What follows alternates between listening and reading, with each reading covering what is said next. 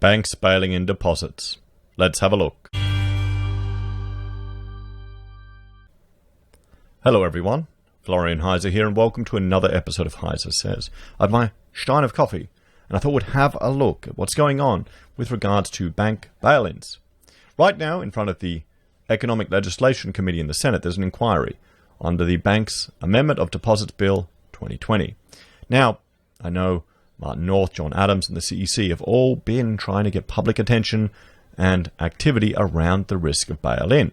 But what is bail-in? It's, well, the opposite of a bailout. Before we go through a few things, I've brought up Investopedia here, one of my favorite websites, and let's just have a read here. A bail-in provides relief to a financial institution on the brink of failure by requiring the cancellation of debts owed to creditors and depositors. A bail-in is the opposite of a bailout, which involves the rescue of a financial institution by external parties, typically governments, using taxpayers' money for funding. Bailouts help to keep creditors from losses, while bail-ins mandate creditors take losses. Now, all of us who've deposited money to the bank, it's an unsecured loan to the bank, essentially, we're credited to the bank. So we'd be required to take a loss if a bail-in occurs. And this has happened. I'll let you go through this on your own time. It has happened in the past. Cyprus is one of the, most best-known examples, and now it's been legislated in many countries throughout the world. And understandably, people don't like this idea. They don't like the banks gambling and risking money and then bailing in. Because, we don't really get the return on investment, do we? It's different to shareholders when we're taking a risk. Like all the people who invested in Virgin, they took a risk buying those shares. They're not going to receive anything now, apparently. All the debitors and creditors, they'll receive something first, but the shareholders won't receive anything. Now, we're not buying shares. So let's have a look at this inquiry for the Senate. So on the 18th of June 2020, the Senate referred the Banking Amendments Deposit Bill 2020 to the Economics Legislation Committee for inquiry and report by the 10th of August 2020. So we'll look at a copy of the bill. You can make a submission. Anyone can make a submission. So, however, it is important to note that the committee is not obliged to accept every document it receives as a submission. The committee has the option to accept documents as correspondence or not accept it at all, depending on its contents. So the Senate practice clearly indicates a submission made to a committee becomes a committee document, and it is for the committee to decide whether to receive it as evidence and whether to publish it. This is because, I think there's probably a lot of people who were frustrated that their previous submissions for, the cash transaction limit ban maybe wasn't published. But it's still good to have a variety of submissions from a wide variety of people. The thing is, if you've got, groups just organizing, or make our submission through us. The problem is they're all going to be treated like one submission in a way. With a lot of this public consultation, you want people to actually take individual effort, and a lot of people to put submissions in, and not to be intimidated when you see, probably John Adams does a 50-page document here and citing all these things. As a citizen, your say is just as important. The fact that this presents an inherent risk to you and you're concerned about it, it doesn't hurt to argue for safety measures, and I'd encourage everyone to take the effort. And you can see here. So let's have a look at the bill. We'll jump back to the bill and we'll have a look at what they're saying here. So, Banking Amendments for Deposit Bill 2020, a bill for an act to amend the Banking Act 1959 and for related purposes. And we'll go down here. We've got the short title. I'll make sure we can see the whole page. You'll love reading through these documents, everyone. So, a bill for an act to amend the Banking Act 1959 and for related purposes. The Parliament of Australia enacts 1. This Act is the Banking Amendments Deposit Act 2020. Commencement.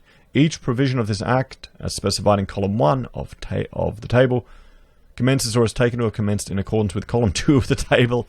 Any other statement in Column 2 has effect according to its terms. It's fun. So none of the dates have... there are no dates here, are they? Schedules. Legislation that is specified in a schedule to this Act is amended or repealed as set out in the applicable item in the schedule concerned, and any other item in the schedule to this act has effect according to its terms. The reason they're doing this is you've got legislation, and you can have schedules and separate documents that can be amended without needing to go to Parliament. It is a very onerous process, but it needs to be an onerous process. It's just one of the advantages and disadvantages of our system. I know it can be frustrating how slow political change is. I know it's frustrating how slow the courts seem to be. But, well, the alternative to slow and methodical is mob rule, essentially. So, let's have a look. Insert. They want to insert this in section 11 CAA. Bail-in relation to a deposit account means to convert or write off the deposit account. Section 11C, at the end of paragraph B of the definition of conversion and write-off, add not including a deposit account. So that's what they want to change. That is what they want to change. They want to insert this.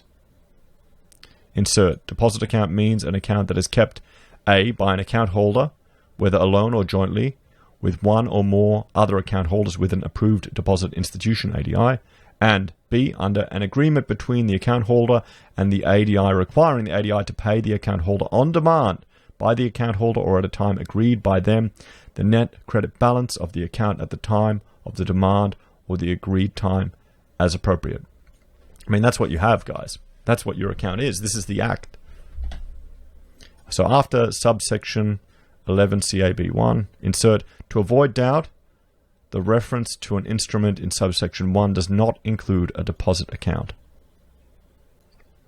At the end of subdivision B, or division 1A, part 2, add no bail-ins of deposit accounts. 1. Nothing in this act or any other Commonwealth law gives APRA power, whether by way of prudential standard or otherwise, to A. Implement a bail-in of deposit accounts, or B. Authorize or direct the implementation of a bail-in of deposit accounts, or C. Authorize or direct the amendment of any contract, agreement, or other instrument to provide for a bail-in of deposit accounts. So there you have it. These are the amendments that are being put forward to the Senate. What do you think? What do you think? I think they're quite clear. I mean, this is reading acts and legislation. This is not fun for anyone. And, you know, the lawyers, they eat this stuff up. In architecture, we've got to deal all the time where we're dealing with building acts and building codes and disability acts and the you know, all these other fun things. But I would argue that, you know, unless they start defining it, making changes, but would this provide you with a modicum of safety? Would you feel happier if this was in the Act, that your deposits are protected from bail-ins? Should the banks, well, be able to bail you in? What do you think? Let me know your thoughts and opinions in the comments, everyone. And there is time for you to make a submission. I will link to this website. You can find any of the references in the pinned comments below. I always put it there. You can make a submission, form letters or documents containing repetitive themes. Here we go. Form letters that are received as part of a letter writing campaigns are likely to be received in the following way. A sample of the documents may be accepted as a submission and published with a written indication of how many such documents were received. Similar documents received that are not strictly form letters but demonstrate repetitive themes are also highly likely to be acknowledged in the same way. A certain number taken as sample with a written indication of how many such documents were received. So if you have thousands of people, even if they're similar themes that you're sending in, that still demonstrates that thousands of people are concerned. You've got to realize how few submissions they get for some of these things, like hardly anything, 10 or 20. The cash ban, I think there was thousands upon thousands of submissions coming in. You need to be respectful. You need to act like a grown-up. You know, some people are writing abusive rubbish in there. They don't want to see that. They don't want to deal with that.